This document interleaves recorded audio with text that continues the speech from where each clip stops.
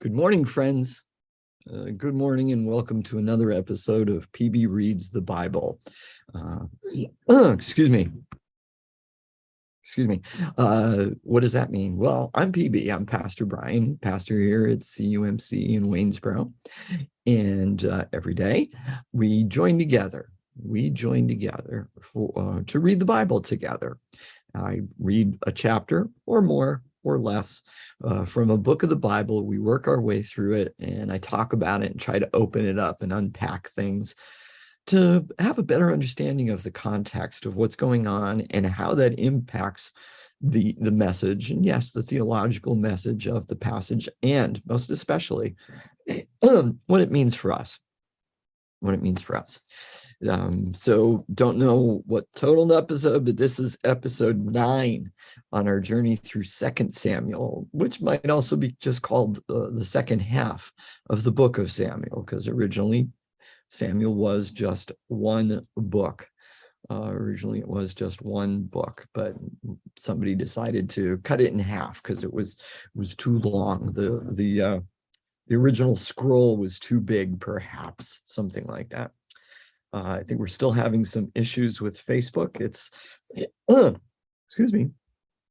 We're live. We've gone live. I see it's there. I see we're also on YouTube, but it's not telling us. And normally we get those little notifications, and I didn't get one yet today.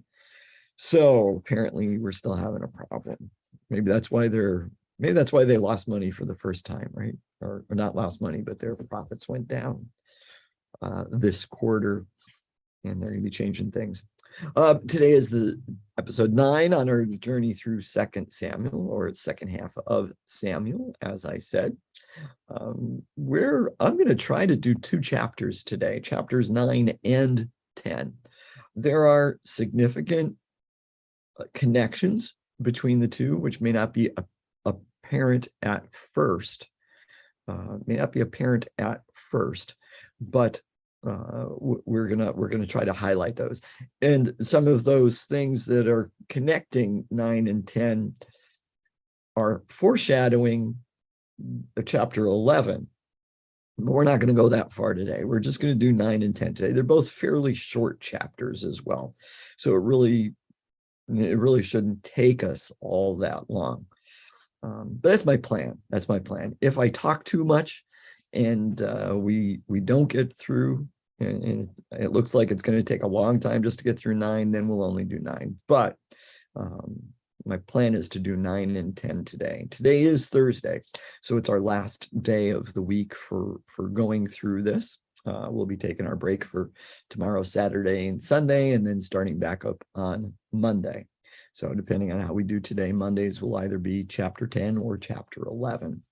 But I get ahead of myself, I think, too. So go ahead, and I can see that there are people there. Oh, hey, finally the notification popped up, but we've already been on for 2 or 3 minutes or something like that. Oh, good morning, Cheryl. Yep, you didn't get one either. Okay. I knew it wasn't me, just me, I should say. Good morning, John and Cindy, checking in. Great to have you joining us as well this morning. Look, I love seeing the usual suspects, we might say. So many of you have been so regular, joining with me right from the beginning, December of 2020, and just wow, thank you for that. It's very humbling, and I've heard messages from so many of you, and your kind words are wonderful, phenomenal. So thank you for all of that. So continue to check in as you're joining, and even if you're not joining us at 9 o'clock on Thursday, July 28th, you might be joining us at 2 o'clock in the afternoon on Thursday, July 28th, or you might be joining us at 4 o'clock on Friday morning. To join in. That's okay. No matter what it is, check in. Let us know that you're watching, and communicate, ask questions, and share your comments. And I don't always see them when you post them, so I go back in as soon as we're done. I reset things, restart things, and I go back in to see, and sometimes I've already missed something. But I also check in a couple times during the day, and I usually check in like right before we start, just to make sure I'm all caught up with things. All right. Yep. Okay. You just got the notification too, Cindy. Good morning, Ron. Yeah, I know. Getting noticed late. Don't know why. Something wrong with Facebook. That's all I can say. I know it's out of our hands. I know it's out of our hands. It's nothing I've done. Nothing I've done. Actually, for a couple days, it didn't give notification at all. Now at least it's giving notification, but I guess I'm doing a decent job of delaying and stalling before I actually get to stuff, so that I give people a chance, give that notification a chance to actually get out there and for people to join in. So welcome. So as I say, I think I say this every day, that we are sharing life together. We're sharing life together. We're a small group. We're sharing life together. We are together. And what does that mean? That means we do, and definitely should, keep each other surrounded and lifted in prayer for everything that's going on in our lives, for whatever is lifting us up and whatever's weighing us down, whatever we would like to have lifted in prayer. So this morning, I'm going to share something with you folks that was just brought to my attention about a half an hour ago. The director of Noah's Ark, our Christian Child Care Center, popped in. She had shared with me in the past that one of the parents, the father of one of the staff members, was approaching the end of his life. And she just stopped in to let me know that staff member, her name is Kathy, just got a call from the caregivers saying that, basically saying it's time. You need to come home and say goodbye. You need to come and say goodbye. So Kathy has left to go do that. What I did not know is that one of our other staff members, a young woman who only recently started, her name is Angel. She is actually engaged to Kathy's son. So the man who's dying is her grandfather-in-law to be. So she has also left the building to go and say goodbye, and to be with her fiance at this time.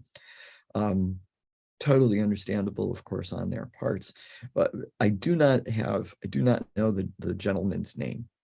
But be in prayer for Kathy and Angel as they say goodbye to this beloved member of their family, and just ask God for prayers for him. And we trust that God will comfort them all, and we trust that God will welcome him into God's loving and welcoming arms. And by the sound of it, pretty soon. I would also ask for prayers for Noah's Ark then. Down 2 staff members will have an impact on the rest of the staff, the rest of the building. So just keep that in your prayers as well. All right. So, and if you have any, please let me know. You can either put it in the comment section, or you can send me a text, 570-351-1619. And we can do that. And if it doesn't matter if you're not here at 9 o'clock, not technically 9:10 on Thursday morning, you can still put them there, because we'll catch up on your prayer requests. We'll catch up on your prayer requests. All right, so let's go. Let's jump into this then, shall we? Okay. Just as a reminder, chapter 8 was kind of a listing of things, of victories that David had, and we shouldn't interpret that they all occurred exactly in that order and exactly all at one time, because one or two of them sound like they're actually the ones that are going to be described in chapter 10. and an 11. So it sounds like this is sort of a condensed version, but covering a longer period of time. All right, so that's one thing.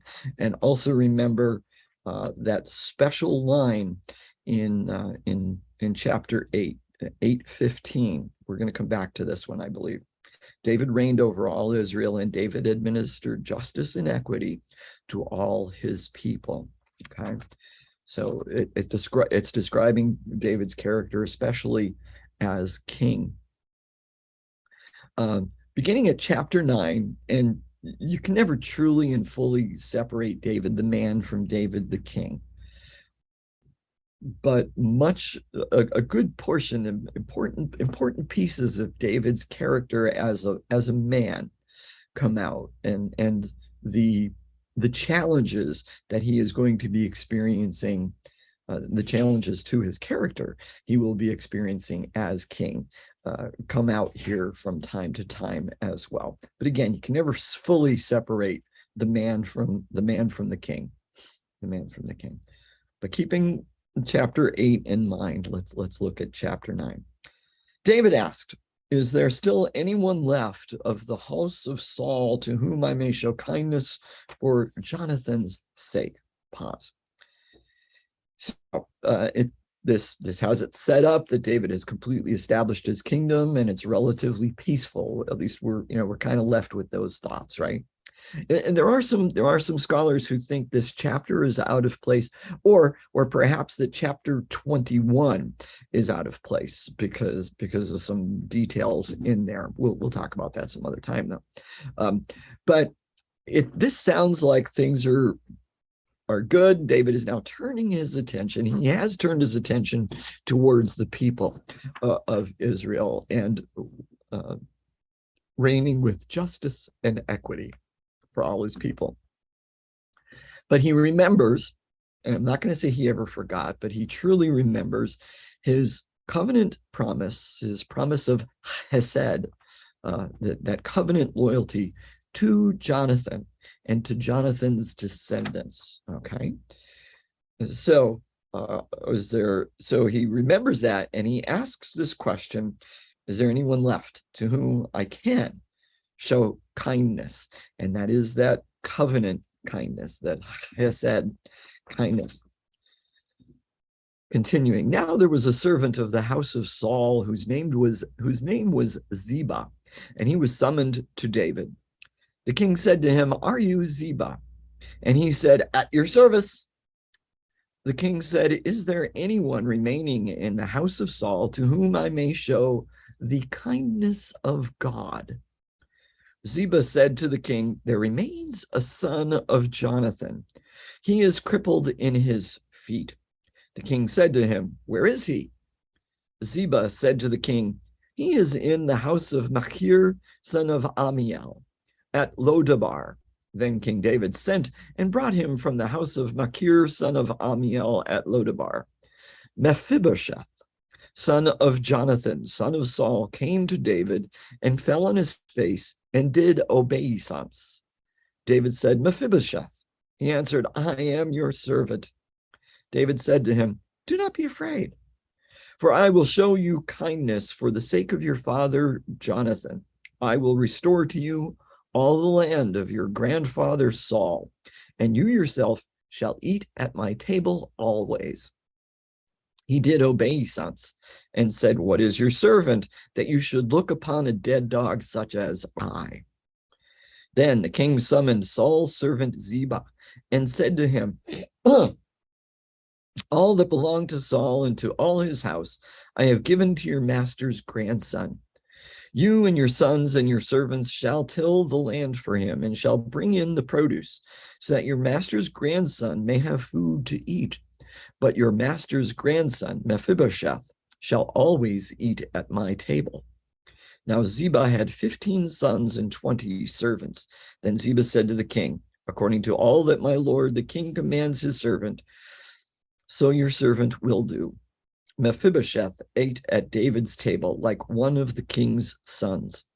Mephibosheth had a young son whose name was Micah, and all who lived in Ziba's house became Mephibosheth's servants. Mephibosheth lived in Jerusalem, for he always ate at the king's table. Now he was lame in both his feet. Pause and end of chapter 9. Okay, I didn't want to break that up at all. I just wanted to read the whole thing. So David remembers his promise, his covenant promise, his promise of covenant loyalty and kindness, covenant kindness, because that word hesed gets translated and it has so many different contexts to it. That idea of loyalty, but definitely has that covenant type of loyalty, and it also has kindness and mercy and loving kindness in particular, and grace, and especially when used to speak about God. Maybe not quite as much when it's used to speak about people, but it definitely has this context of kindness and loyalty. So David remembers it, and he asks, presumably just like out loud, whoever was there. But then he specifically calls for Ziba. Obviously, he must have known Ziba, and we can presume that Ziba was, and does say that he was a servant of the house of Saul, that he had been a servant of the house of Saul. We can presume, based on the context of this whole thing, that he was now a servant of David. In fact, he goes and says that. In the NRSV, it translates at your service, and the NIV says your servant. So he is a servant of David. We can also presume that whatever property, royal property, was actually owned by Saul, probably near Mahanaim, that Transjordan city that the other son Ishbaal had placed, probably somewhere in that vicinity over there. That all of that property that had been Saul's was actually now David's. However much land it was must have been sizable, because looks like Ziba needed all of his sons as well as those other servants to take care of the place, right? 15 sons and 20 servants. So since he had all of those, it must have been a fairly substantial field, must have been substantial property. But it had been Saul's. We can presume that it now belongs to David, and David wants to give it back to Mephibosheth. So that's kind of what's taking place, at least kind of. But he finds out from Ziba. So he calls Ziba, and Ziba says, "I am your servant." In whatever ways he says that, "I am your servant," and he says, "Well, there is a son of Jonathan, not named yet. He's not named yet. He's a son of Jonathan who is crippled in his feet, reminding us of that incident from a few chapters ago, right? We're reminded of that incident from a few chapters ago when we heard about it. But now it's being brought to David's attention. Why does the author keep mentioning this? Because it's mentioned at least once or twice more here. We're going to find out. We're going to get to that. But he mentions that he's a cripple. Doesn't give him a name. So David sent for him. Bring him here, right? And Mephibosheth, now he's mentioned by name when he gets there. Mephibosheth, okay, or Meribaal is how his name is said in Second Chronicles. I think it's First or Second Chronicles. So another one of those cases where we think the Deuteronomistic author changed his name so that rather than relating to Baal, Lord, they changed it to Shame. Anyway, so he comes, and it says that he fell on his face and did obeisance. The Hebrew word that's translated to obeisance, I should have looked to see, bow down to pay him honor, is how the NIV translates it. The NIV translation is kind of weak by calling it honor, and obeisance is a better translation. It's there's more to obeisance than honor, but it is usually translated elsewhere, or often translated elsewhere as worship. So let's almost reread that with worship, that Mephibosheth comes, falls on his face, and worships David. All right. Which is interesting, David's first words to him, other than Mephibosheth, and he answered, I am your servant. He says basically the same thing as Ziba said. David's first words to him, do not be afraid. Do not be afraid. Good words, right? Especially for the grandson of the former king to hear from the supplanter of the dynasty. Do not be afraid. Do not be afraid. Certainly understandable why you would want to say those words, because he would be afraid being brought before David in this fashion. He probably thinks, oh boy, he wants to completely get rid of everything. But David tells him about the covenant he had with Jonathan, and I want to take care of you. I want to take care of you. So I'm giving you back all your land, all the land of your grandfather Saul. And you know what? I'm going to have you come and sit at my table continually, and that's important. You will be with me at my table always. He's almost adopting him as a son at that point, because it's specifically that would be the place where David's sons would be seated, and he is adding Mephibosheth to it. It is definitely a sign of covenant loyalty, and it is a definite sign of God's covenant loyalty. And it would be a sign, this whole story, thinking about the Deuteronomistic author and the time of the exile, this whole story would give them hope of God's continued presence and loyalty, and being continually with them and them with him, and also the opportunity of having land restored. Okay, so that's something we might miss, but for those early readers and hearers of this story, they would catch that. And it would definitely give them hope. So Ziba is given a job. You and your sons, your servants, you're going to be in charge of taking care of this property, because we know Mephibosheth can't do it. Plus, Mephibosheth is going to be shall always eat at my table. But they're told, you shall bring in the produce so that your master's grandson may have food to eat, but your master's grandson shall always eat at my table. Well, why would he need to bring in food for Mephibosheth to eat if Mephibosheth is always going to be eating at David's table?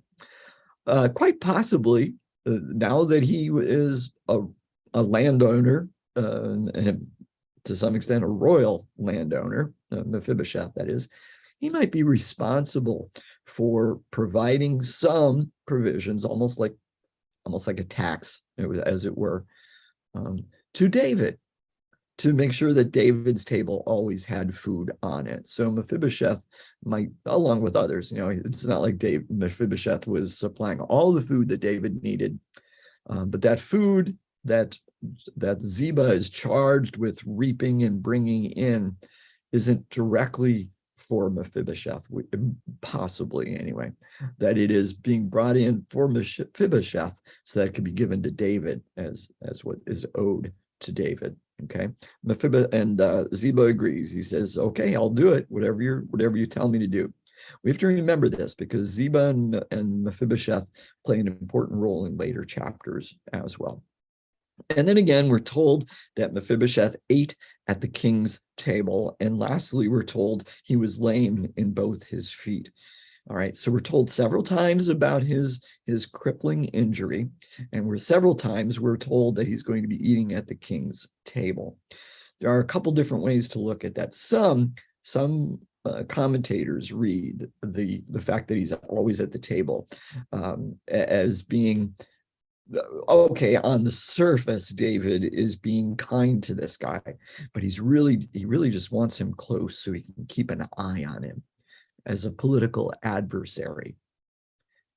Okay, There's nothing in the text to indicate that that's the case. There's nothing in this text to indicate other than David is actually trying to be a nice guy, stand-up guy, and show that covenant loyalty that he had promised to Jonathan. The other thing is, we're told several times about his crippling injury, that he is lame in both of his feet, et cetera, crippled in his feet, lame in his feet. He's not much of a political adversary. It would be highly unlikely that anyone would want him to be king based on that time period. All right. So that's possibly why the author puts that in there as a way of contradicting something that maybe was being argued and complained at the time, saying, oh, David was just self-serving in this. Of course, it's hard to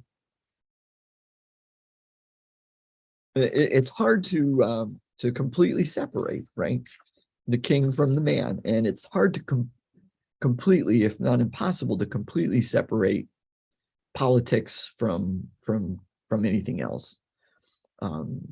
So even David just doing this as a nice guy, it's always going to have some sort of political ramifications and perhaps good stuff for his kingdom coming out of it. Okay, that was the end of chapter 9.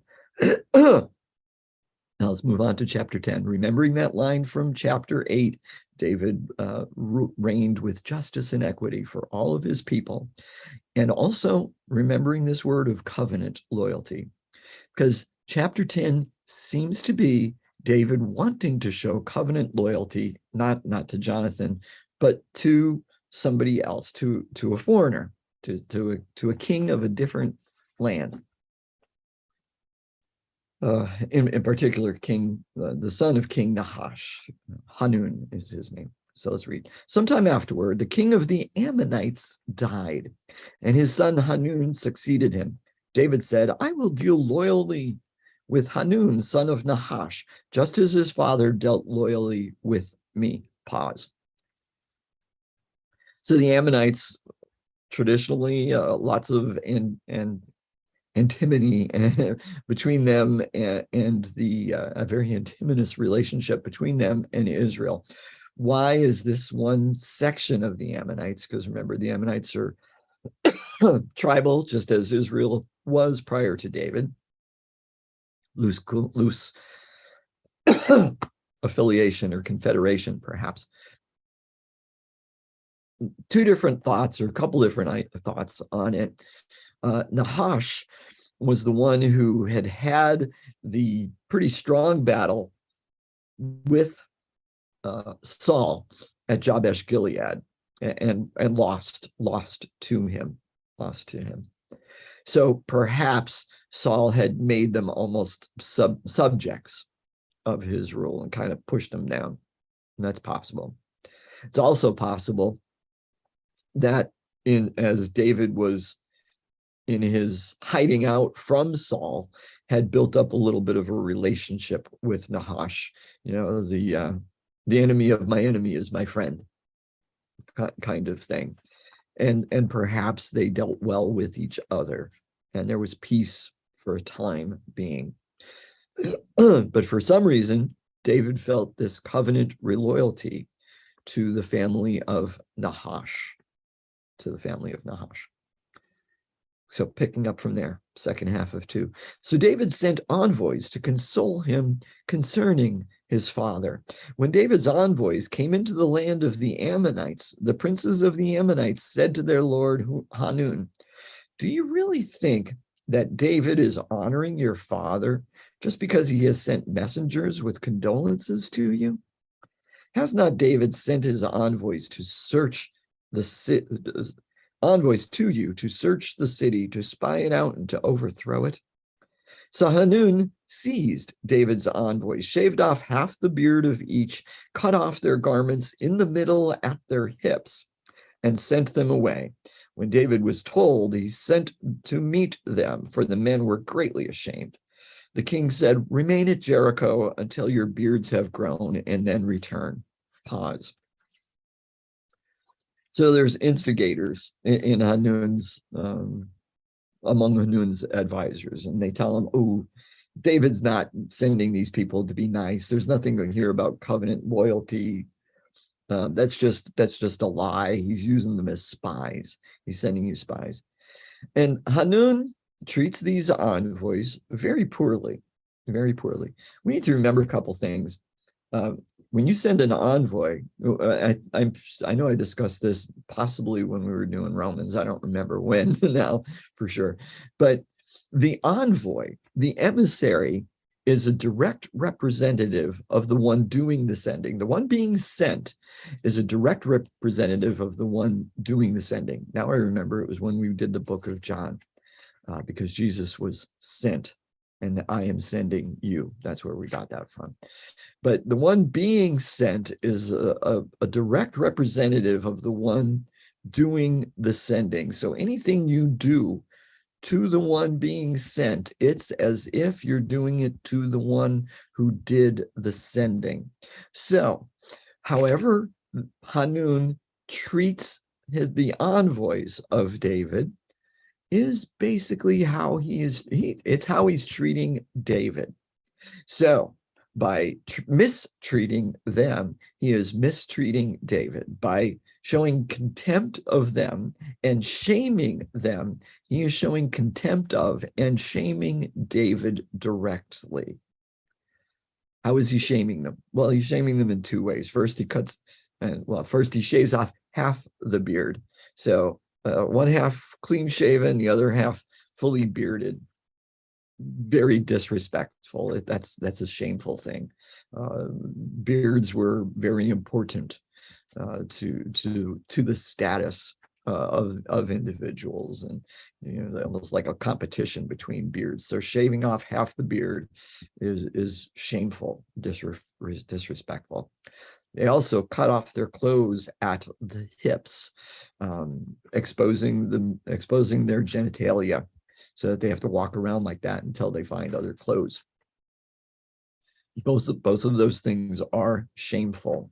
The beard one is actually, we might almost say the beard one is actually worse because, of course, it lasts longer. It's a more lasting image and a reminder, a daily reminder every time they looked at, I was going to say a mirror, they really didn't have mirrors. Anytime they looked at the water and could see their own reflection off of anything, metal and stuff, they would be reminded of what they had gone through, their experience. Even after their beard grew back and got a good shape again, yeah, they'd look at that reflection, they'd see that it was good, but they would probably also still remember what had happened to them. And so David says, don't come back to Jerusalem. Why is he saying that? I think he's actually saying that for the good of those men. The men are feeling shamed at it. You're not as well known in Jericho, okay? And at least it's outside the royal city. Wait until everything else comes, and wait until your beards grow back, then come back to Jerusalem. You don't have to worry about losing your jobs. Less people are going to see you if you stay there. So it's actually for their own good, we might say. I think that he tells them to stay there in Jerusalem, to stay there in Jericho. But again, everything that Hanun did to the envoys, it's like he was doing it to David. They should have known. I dare say they would have known. This is a declaration of war. This is a declaration of war. A response by David would be expected. In fact, it would be required, we might say. David has to reply to this. David has to reply to this. So when the Ammonites saw that they had become odious to David, the Ammonites sent and hired the Arameans of Beth Rehob and the Arameans of Zobah, 20,000 foot soldiers, as well as the king of Maacah, 1,000 men, and the men of Tob, 12,000 men. Pause. A couple things about this. Okay, so first of all, they see that they became odious in David's sight. They probably knew, or should have, at the very least, they should have known that David would react to this. And so they go about trying to protect themselves and build up allies. But the text does have that thing that says that they hired. So these Arameans that they hired are more like mercenaries. They're not exactly coming up with an ally agreement, a treaty, a pact with other communities, other city states for each other's best interest, but they're hiring out these mercenaries to protect them, which does explain something that's going to happen as well. The other thing to remember is those numbers don't really mean much of anything, because the Hebrew word 1,000 can also mean military unit, which could mean 10 instead of 1,000. Or 20 instead of 1,000. So instead of 20,000 foot soldiers, it's more like 480 or something like that, right? But it's how we read it. So he hires all of these people. He hires them from a variety of different places. When David heard of it, he sent Joab and all the army with the warriors. Pause. Just want to point something out here very quickly, very briefly. David doesn't go with them. Until now, every time that there has been a battle, with the possible exception, with the exception of that one battle at the pool, the battle of the daggers, or that it was called. But so often David is referred to as having gone out with the soldiers. He goes out, you let us out and you let us back. So David is active. Here, David is inactive. Interesting. Change in David's character?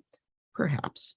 Perhaps also it was thought that it was going to be too long of a battle and the king couldn't be away that long. I don't know. But it's unusual that David doesn't go out. But he sends out Joab and all the army with the warriors. The Ammonites came out and drew up in a battle array at the entrance of the gate. So we would say right in front of their city, to protect the city. And I think that's Rabbah or Rabat, something like that. But the Arameans of Zobah and of Rehob and the men of Tob and Maacah were by themselves in the open country. So envision somehow the Israelite army under Joab is almost, well, not exactly surrounded, but they are facing a foe in front of them as well as behind them. Somehow this army of mercenaries had got behind them. We don't know if Joab predicted that this was going to happen or not. Doesn't sound like he did, but he very quickly made a decision on what to do. When Joab saw that the battle was set against him, both in front and in the rear, he chose some of the picked men of Israel, some of the best soldiers, and arrayed them against the Arameans. The rest of his men he put in the charge of his brother Abishai, and he arrayed them against the Ammonites. He said, "If the Arameans are too strong for me, then you shall help me. But if the Ammonites are too strong for you, then I will come and help you. Be strong and let us be courageous for the sake of our people and for the cities of our God, and may Yahweh do what seems good to him." Pause. This is very interesting. So this is very interesting.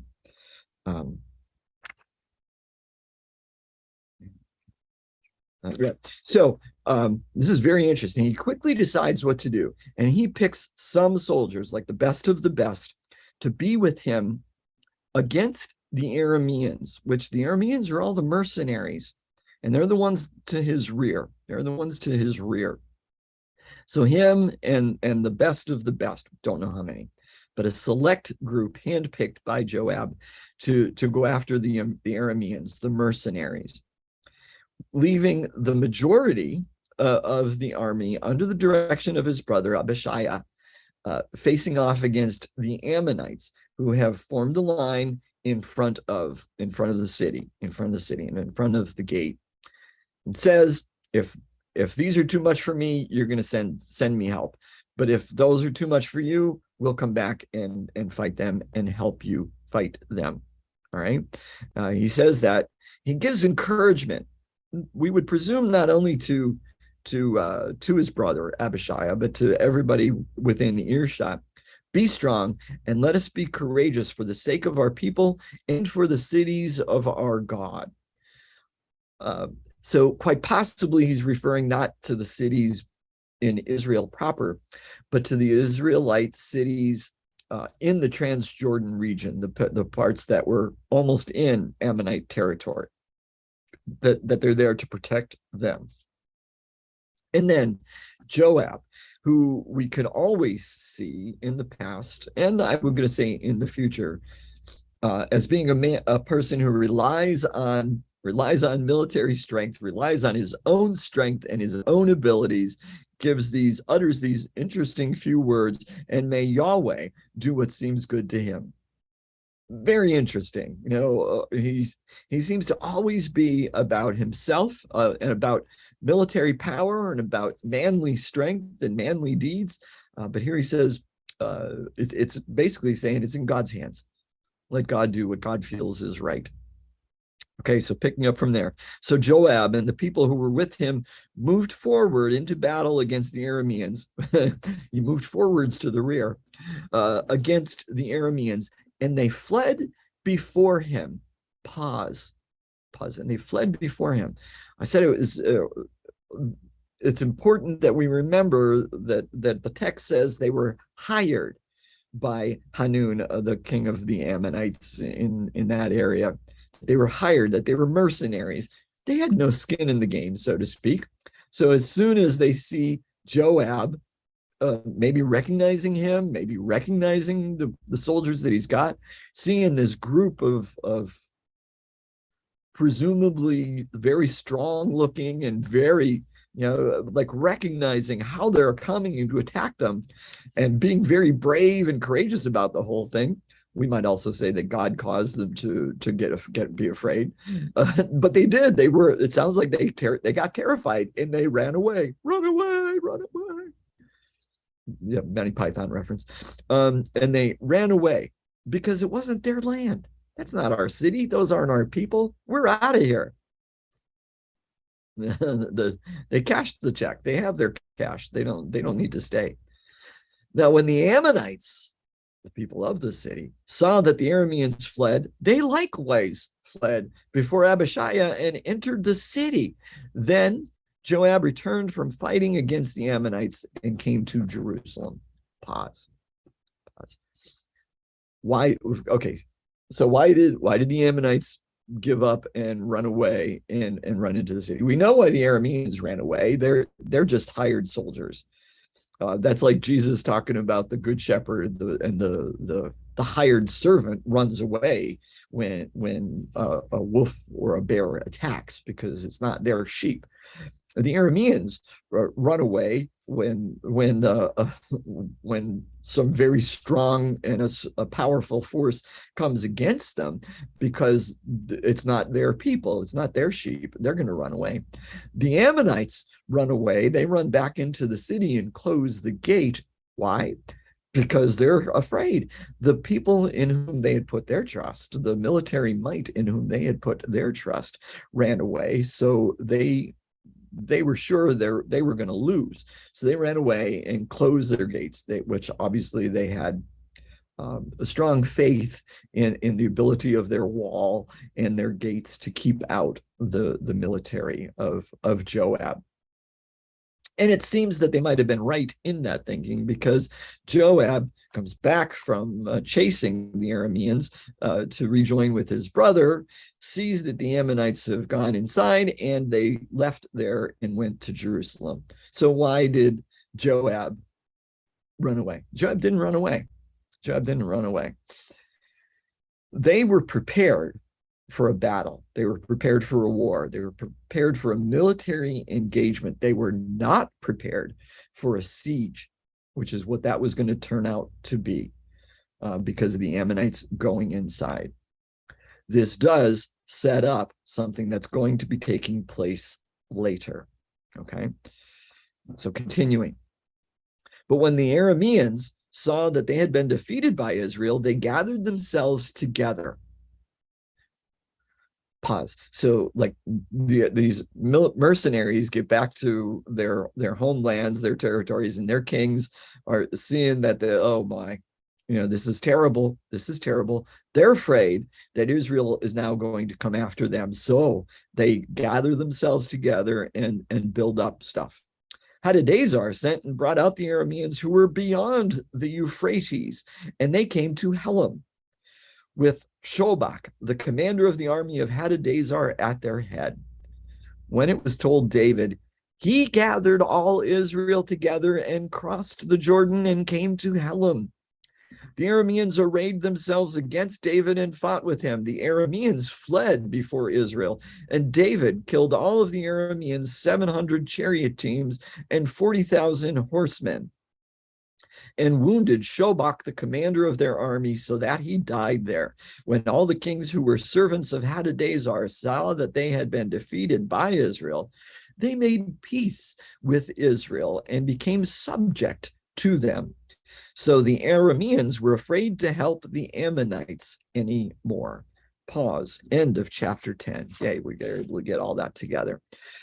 Notice here the wording, and I emphasized it, so I'm sure you caught it. David went out with the army. David went out with the army. This one, it was clear. Maybe it's because this one was clear that this was just going to be a battle. This was just going to be a battle. David said, or maybe David was upset with how Joab left things following the other battle. Maybe he didn't want Joab to give up so easily and come home, even though the Arameans had run away and the Ammonites had run away. Maybe he still wanted to go after the Ammonites right then and there. But for whatever reason, we're seeing David back to his military, back to the character that he had previously demonstrated, where he went out with his army. This is important to remember for next week when we get to the next chapter. Okay, folks, it's important. But he goes out and he's given all these big numbers. Remember, those numbers really don't mean a lot. And 1,000 can be translated as a military unit of much smaller size. Still, it's a big victory against not just like a tribe of Arameans, but a whole bunch of them that had come together for this purpose, including some that came from pretty far away, from beyond the Euphrates River, right? From beyond the Euphrates River. Excuse me a sec here. There we go. I'm back. So pretty far away, is where they come from, and David's army is victorious over them. All right, and they are going to become Israel's subjects. Israel's subjects have to pay tribute. They're going to be paying taxes, in other words, and big gifts to the king and to Israel. And doing whatever Israel wants them to do for the foreseeable future, and they're not going to help the Ammonites anymore. We're done being their mercenaries. We're done being their mercenaries. So, my friends, I do pray that this has been beneficial to you, that you have learned something or relearned something, that God has spoken to you through what we've said and read today. As you go about your days, not just today, but each and every day, keep those eyes and ears, physical and spiritual, open to everything that our living, loving, active God is doing in your lives and in the lives of those around you. When you see it, when you hear it, say, thank you, God, and then tell somebody about it. Until we meet again, my friends, be blessed. Be blessed. Bye.